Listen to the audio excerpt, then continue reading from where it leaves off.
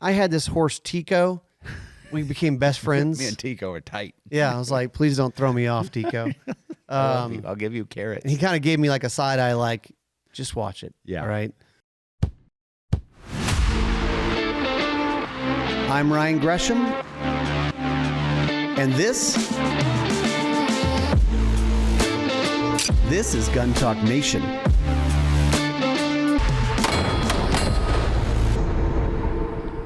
Hey, welcome into another episode of Gun Talk Nation. So, this Gun Talk Nation is brought to you by Franklin Armory, Range Ready Studios, FN, Rock River Arms, Safariland, Ballistic Advantage, and BuildBox. Welcome in, KG. You're back. That's a lot. Well, you're back. I've been here. Dude, 22 days on the road in the last 5 weeks in 5 different trips. You still have, the family still doing good? I don't know. They don't even know me anymore. They called the police when I showed up. Intruder! Does the dog know you're alive? I know dogs growling at me. Who is this? Who are you? So today we're going to talk about a few different things. We'll kind of bounce around on the show. We got some interesting news about foreign companies buying U.S. ammo manufacturers. I was at the Gun Rights Policy Conference, and then we're also going to talk about a hunt that I went on in Idaho and discuss some of that. It's been wild. I mean, news dropping. I mean, you guys, I think you were on the mountainside when all that news started, when the news of, the Czech company buying off the ammo company. And then you get off the mountain, you're like, what has happened? Yeah, it's weird when you're out in the middle of nowhere with no communication whatsoever. There's no cell phone signal. There's no nothing. I got one inReach message from you that says, is it all good? Like, question mark? Is it going okay? Yeah, it's good. But to kick off this series of trips, I went to Gun Rights Policy Conference in Phoenix. What's that like? Like, what is it? So it's put on by the Second Amendment Foundation, and it's, if you are kind of into Second Amendment rights and follow that, it's really interesting. If you're not, it's probably boring. You're sitting there walking around like, where's all the free stuff? Yeah. But it's probably, so it's in a hotel a convention thing in Phoenix. They usually try to make it very easy. So it's not frilly or fluffy. I mean, you fly in, it's at an airport hotel. I think we were at the Airport Marriott, which had some meeting space. I think there's about 400, if I had to guess, 400 people that come in for it.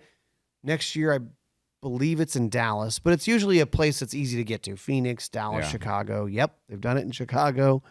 But, the big thinkers on the world of gun rights are there and speaking and talking about different projects, different lawsuits, kind of the behind-the-scenes part of this, strategies going forward.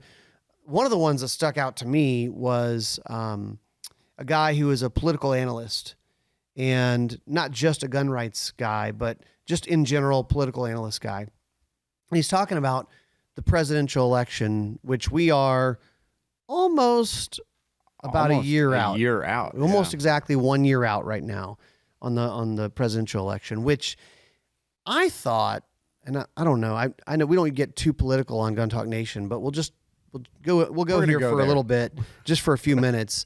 I thought that in the summer, this past summer, things would get cranked up and weird and lots of coverage. But I feel like it's been like a secondary story to everything else. You got Ukraine and Israel and... Well, one hand says, look over here, while other things are happening. Yeah. Like, that's typically how I look at things. Like, it's like, what's going on behind the real action that's taking place in the streets that they're trying to say, don't look over here. The story behind the story. Yeah. But anyway, that guy's take, one of the most interesting things he said was, everyone is talking about Biden versus Trump. Right. It's just an assumption. And his take, this was 5 or 6 weeks ago now, was he would bet $100,000 of his own money that it's not going to be Biden versus Trump in the end on the ticket. No matter which side. Either or both won't be up there running for president, because basically the quick summary is on Donald Trump. He said, I know that probably this crowd is more friendly to Trump, but he says, do not underestimate all of the lawsuits and all of the trial that they're trying to bring raining against down him. on him. I mean, it's a lot. Yeah. And it's a lot of stuff, and a lot of it has no merit, but he said there are a couple that have some merit and they could actually get to happen where they actually convict him. So I don't get into following the news too closely. Probably some of our listeners are news junkies, but how do you, I mean, just who's next? Like how, one, if Biden runs, like how do you put a guy that senile, like back into office? Like how do you trust a country leading a country? I know. Like 6 out of 10 Democratic voters would like to have a different candidate rather than Biden. But then it's like, well, who is it? So, like, oh my so, and how do you do that, right? So the DNC, the Democratic,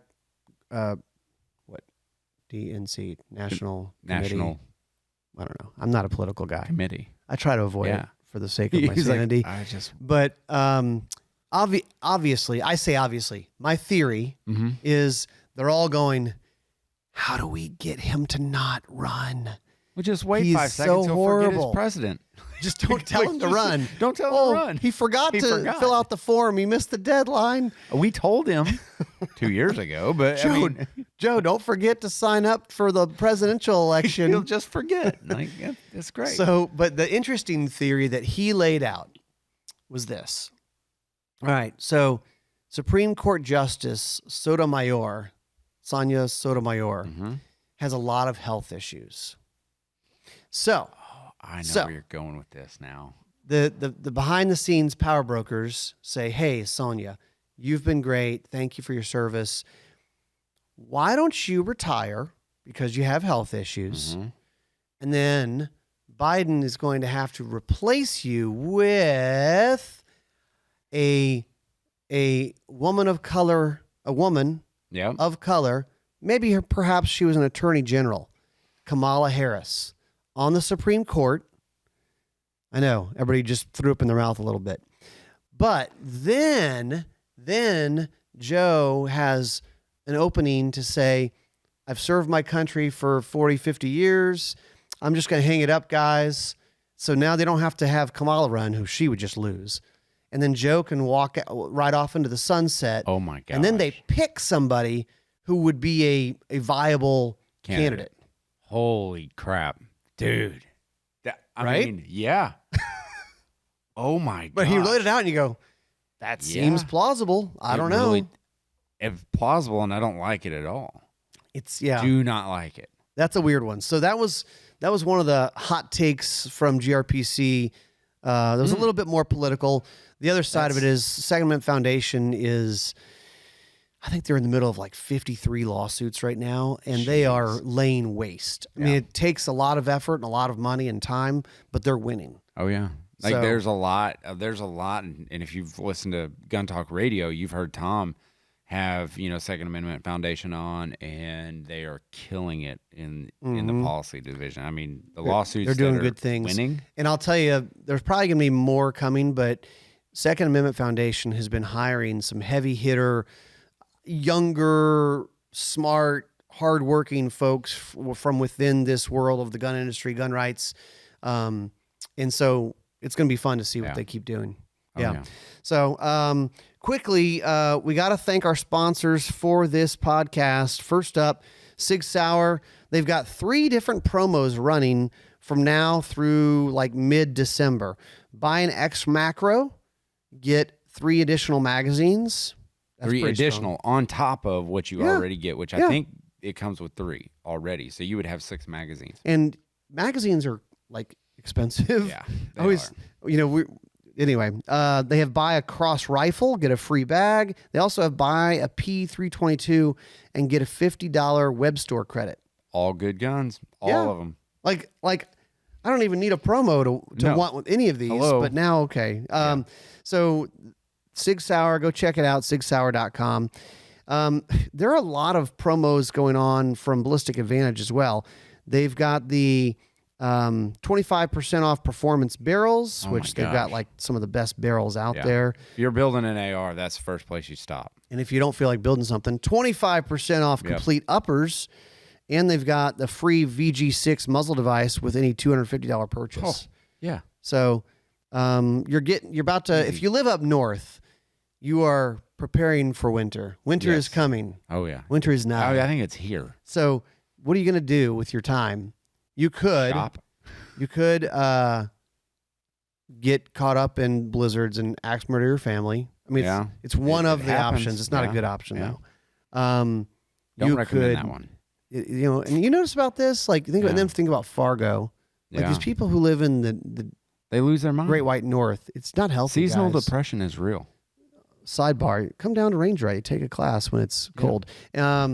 Or you could do a gun build. I got way off track on that read. All this to go say, Ballistic Advantage makes great barrels. Their new marketing message.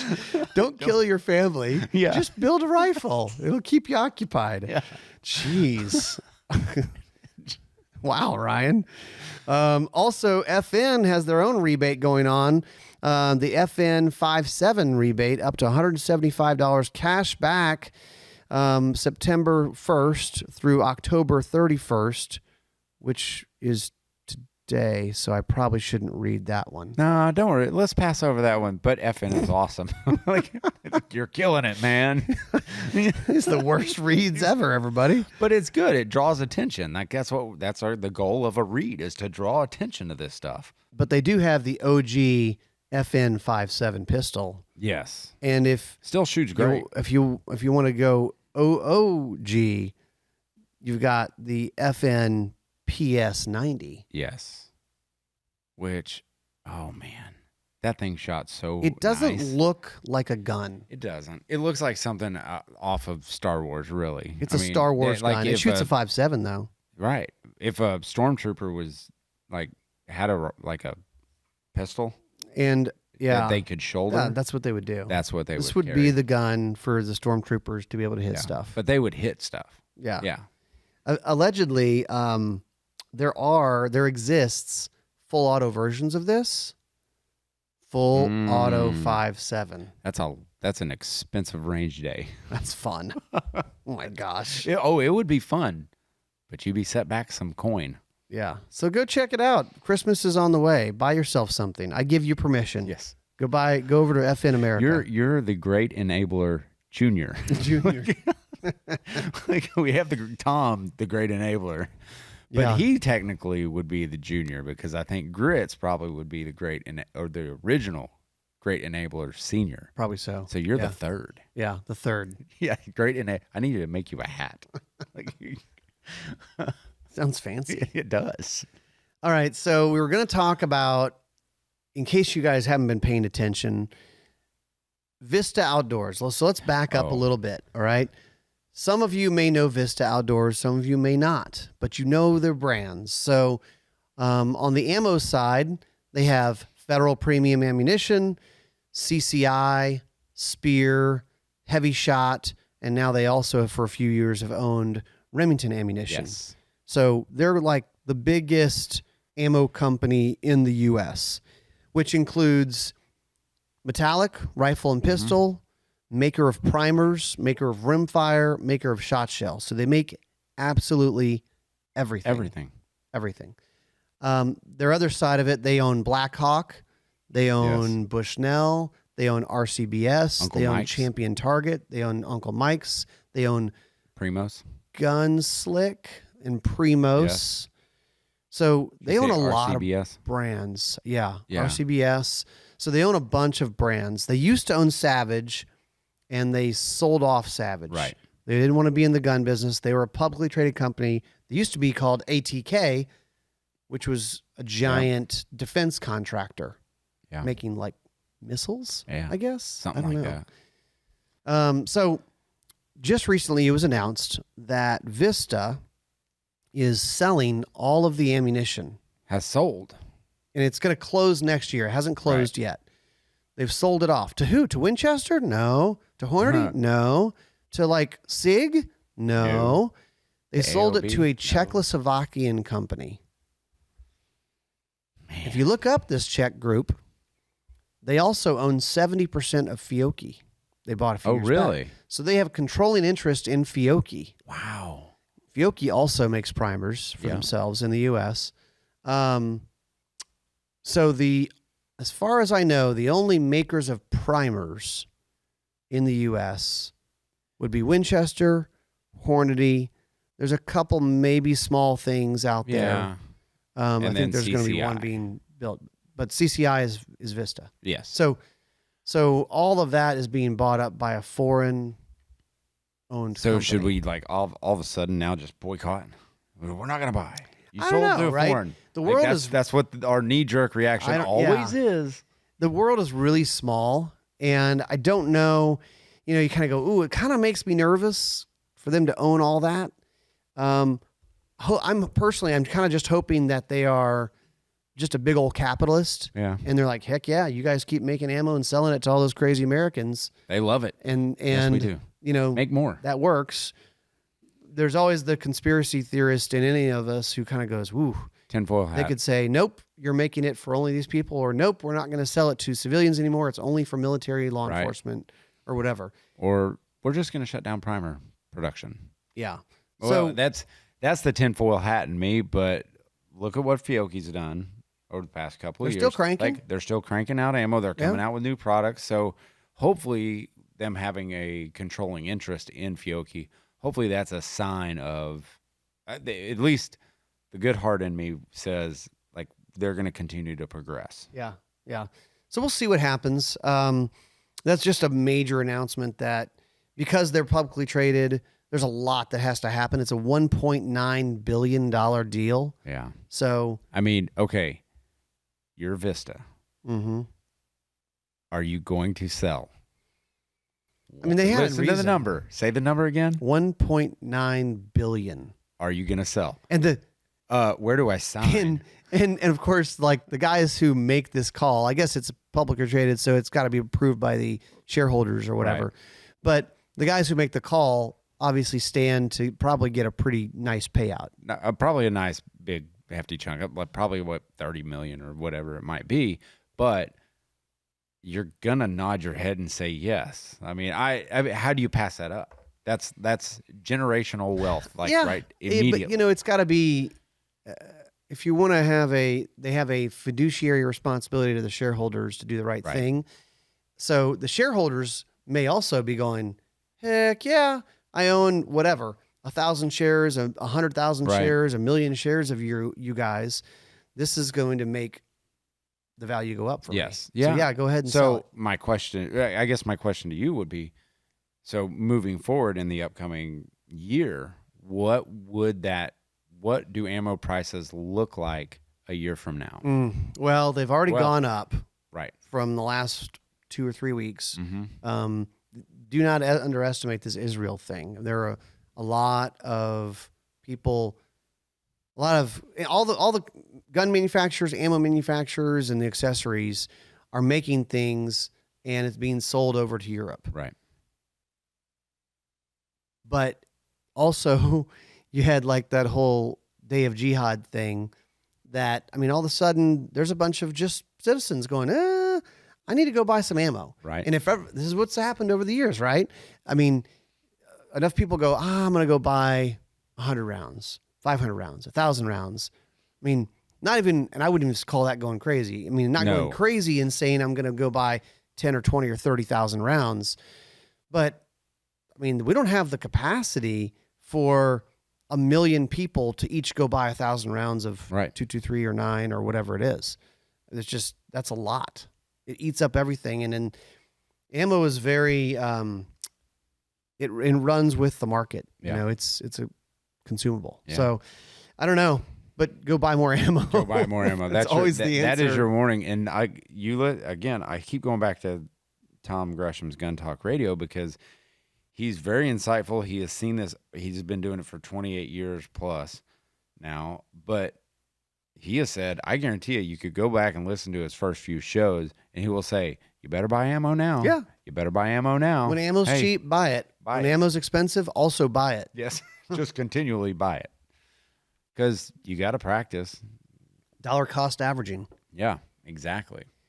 All right, so let's thank a few more sponsors. Safariland has the new Incog X IWB holster, collaboration between Safariland and Haley Strategic Partners. Travis Haley, that guy knows a few things. Ergonomic, mission adaptable, red dot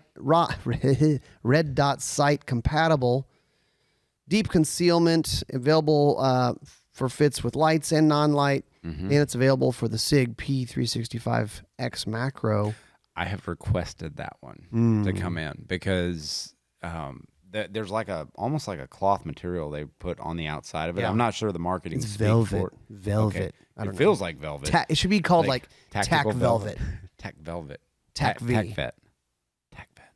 I bet there's an influencer out there named that. But no, it's nice. It's a very nice holster. Chris Serino had a write-up in it on the guntalk.com like newsletter and stuff. So I'm excited to use it. So yeah, go check it out. Safariland, making all kinds of stuff. Range Ready is our training school, and we just hosted Diagnostic Pistol Instructor, which is kind of we always debate about the names of our classes here. And that one is an interesting name, and you ran through it. I've run through two of them. Like I've run through two diagnostic. If somebody goes, what's that all about? If you had, only a minute or, a minute or so. Okay. So if you're looking to diagnose your own problems and other people's shooting, if you hang around them, you don't have to be an instructor.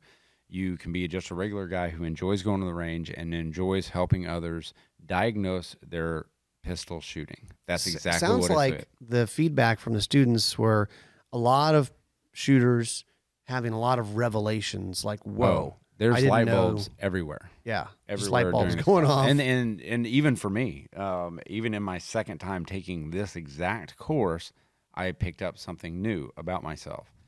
And man, by the end of class, everybody's shooting like one whole groups. I mean, like you walk away going, oh my gosh, I can't wait to get back here. This is the best thing ever. It's got to happen. Tons of good people in class, just unbelievable characters, and no one had an ego, which was actually kind of interesting. That's awesome. Walk into a class and go, yeah, no one had an ego, and everybody walked away better shooters because they dropped the ego. So yeah, we have a whole new lineup of classes coming for the spring. So go to rangereadystudios.com, sign up for the email. You'll find out, because these are tending to sell out. They sell out pretty quick, but those are the first folks to find out about it is the newsletter signups. Yeah. Franklin Armory, they're making binary triggers. They're making a bunch of different things. I was actually looking at their website, and they actually have a binary firing system trigger installation service. So franklinarmory.com, if you go, that's neat, but I'm not real comfortable with putting this trigger in. So you can send it in? Basically, so you can purchase, I'm guessing, purchase a Franklin Armory. You send it in. They install it for you and say, here you go. It's working great. Like that. Heck yeah, I like that. It's really important to install a trigger correctly, because that's an area where if you do it wrong, either your gun won't work or your gun might malfunction. Now, I mean, they say it's totally doable. If you like to tinker with guns, it's something you can do. I've installed a couple. But, I mean, binary triggers are fun. Oh, yeah. Well, and their new one, the G17S3, which is for the Glock 17 Generation 3. Yep. We've got one here, and I'm still trying to find. We don't have the right gun for it. Yeah, we don't have a Glock. We'll have it 17 soon. Gen 3. We've got one coming in. I have found one, but it just hadn't made its way into the door. So I can't wait to shoot it. All right. So franklinarmory.com is where you go for all that goodness. Rock River Arms, I mean, makers of all kinds of AR-style guns. Accurate. That's where it starts, with Rock River. Yeah. And the Ascendant ATH. That was a shooter.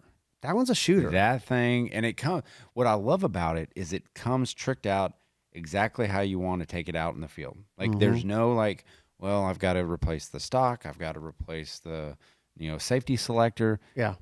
It's already decked out. I like that. So go over to rockriverarms.com and you can learn more. So The longest trip I was just on Speaking of was hunting. in Idaho, doing a backcountry hunt with Tom Gresham. You guys may have heard of him. Kind of a big deal. So we took planes, like little Cessna planes, Little puddle jumpers. they're like less than a puddle.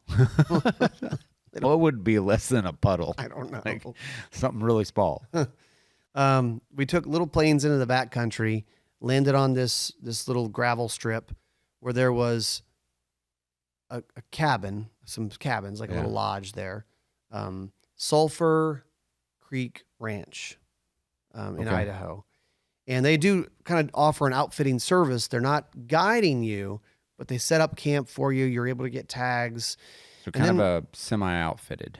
Yeah. So then we get on horses, load up all of our gear. We probably had, between horses and mules to carry all the stuff, probably a dozen horses and mules, maybe more.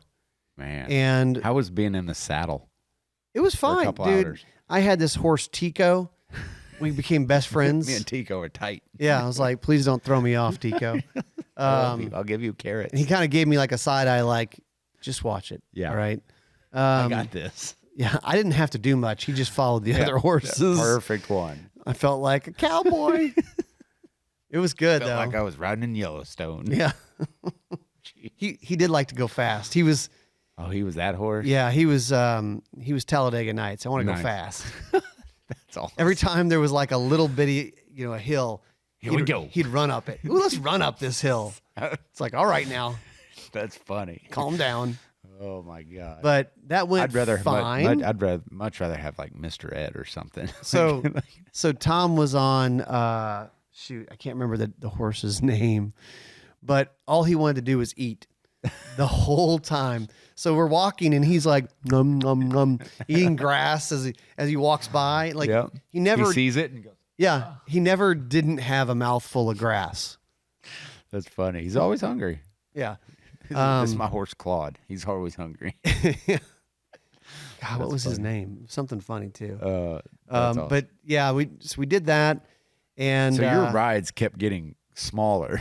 Yeah, like as you were going. I mean, because you started in a big, probably 737, heading up to Idaho, and then you jumped on a little puddle jumper, and then a horse, and then your feet, and then it was a feet, and then we just walked and walked and walked. Yeah. So, spoiler alert: I didn't get an elk. I had an elk tag. I had a mule deer tag. I never saw a buck mule deer. Really? Yeah. That shocks me. But they said this was more of an elk area than a mule deer area. No bears, nothing. Didn't see any bears. Heard some wolves. Didn't see them. How was it lugging that rifle around? The rifle shoots. The Ruger, however, 6.5 PRC. No, it's a Hawkeye. Hawkeye, Ruger Hawkeye, even heavier. Yeah, even heavier. Perfect. With a limited stock. Yeah, I was a glutton for punishment. Yeah. So how was it? It was great. I mean, I did start wanting a lighter rifle, but I don't, we're in Louisiana. We don't do backcountry hunting. We go home every night. We just go to the hotel or go to the lodge or go home. So you go out to a tree stand, a deer stand, and you just sit there. Usually there's not a lot of run and gun, not a lot of spot and stalk, which is fun. But I was starting to think about lighter rifles when I got there. Ooh, what would you, all the guns you know of, which one would you pick up? So Tom has been on the light rifle kick. Oh yeah. Since he's been out in Idaho. 3 years? Yeah. 3 or 4 years. So you've got ultralight arms, which they don't really make. Well, they got bought by Wilson, so it's a little bit different, Wilson Combat. But you can still, that's kind of the neat part is he's been working gun broker. You can go pick up stuff. Deals. You can find stuff. Weatherby has one that's tricked out, brand new, just go. Yeah. Nosler has that crazy light one with the carbon fiber stock and barrel. Which is ridiculous. That's a H&T 26 stock from MDT, isn't it? Yeah. Yeah. But I mean, all of these, you are going to pay a pretty penny. And so light means money. You pay for there to be no weight. Yeah. But I mean, I shoot from the left shoulder. I mean, I left eye dominant. And if I'm going to get a fancy rifle, it's going to be left-handed. Yes, so that's kind of better be. That's part of the challenge because you talk to people. I mean, I was in the Weatherby booth at the NASGW show last week, and it was like, the ultralights, you guys make lifters? Well, about every 3 years we'll make a run. I'd make a run of them. I'm like, oh, okay. So I got. So Tom did get a left-handed one in 257 Weatherby, but my thought is this: if I'm going to go ahead and get a lightweight rifle, a lightweight package, easy to carry in the backcountry out west, that'd be what it's for. I want a little bit bigger caliber cartridge. So maybe the 6.5 PRC. You're about to use a 7 PRC. Yes, I am. So maybe something like that. 27 Nosler. Yeah, that could be cool. Be good. But I don't know. We could probably spend an hour on that. So we'll see. I was starting to think about lightweight rifles, though. Yeah. Yeah. It does cross your mind when you're sitting there humping up a mountain. And we're not mountain folk. No, we're just not. This is flatland down here. We're 20 feet above sea level. Yeah. So you start thinking, You start thinking, what would God, my feet hurt. minus 4 pounds be? Right. I mean, that's a big difference. Yeah. Very big difference. Yeah. If I do it again, I definitely am going to go lighter. Yeah. So that's a good call. That's it for us. I guess we'll to be continued. We'll get on your show. Talk hunt. We'll talk more hunting stuff. Yeah, let's talk. I'd love to get you over there and just kind of detail the trip. I want to find out what are the items that you didn't have that you want, and what are the items that you took that you didn't need. KJ, the gear guy. All right, that's it for us. We'll see you all next time on Gun Talk Nation.